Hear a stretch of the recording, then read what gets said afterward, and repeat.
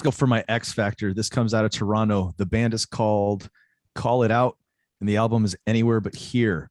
Now, this is straight up hard pop punk. I mean, this comes at you, female vocalist, melodic. It feels like there's a song on here that I wrote towards the end. It's called Here I Stand. Feels almost like 90s pop. So at first, this band comes across very much with that punk, that rock, that pop sound.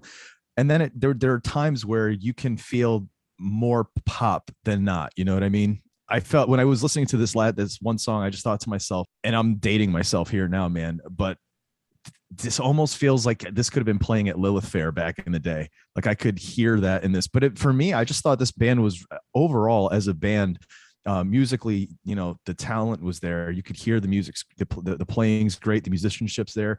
The female's vocalist was great too. I've been just getting more and more into the female fronted bands lately. You know, it just feels like it's a slight change to some of that harder stuff we're used to listening to all the time, but they bring it too. They'll bring some of that passion, that oomph, you know what I mean? And I dig it and I love it. But Call It Out, when I started listening to them, I was like, I'm liking this, you know? And the more I listened to it, the more I liked it. It's one of those kinds of bands and albums where, you know, it caught me at first, but the more I kept listening, I'm like, I really like this. Like I could listen to this more and more, you know?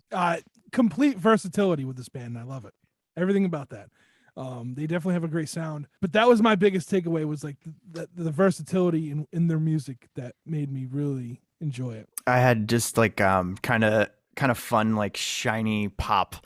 It reminded me of kind of like Metric, Shiny Toy Guns, like some of those like kind of commercially successful sort of pop bands that had a little bit of a punk tinge to them, but have like that kind of shiny commercial pop punk sound, you know. The opposite of the lo-fi we were talking about earlier. This is what we were talking about when we said it's not lo-fi, right? Like this is the highly produced. You can tell this was shiny. Yes. Yeah. But still, it was good. I enjoyed it. The more I think that's what for me, it's an X factor, because typically it's not something I just be like, oh wow, you know, this is what I'm going out or I'm buying this. But the more I kept listening, I'm like, there's things to this. There's different parts to each of these songs that this song I like this, or this song, oh look at the way this stands out. You know what I mean? Right on. I wrote unrepentant female fronted pop punk, and then I have a little note that says Avril.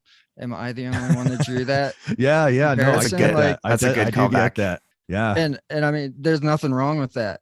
Like Avril was a super talented artist and still is. So yeah, they're on a good track, I think.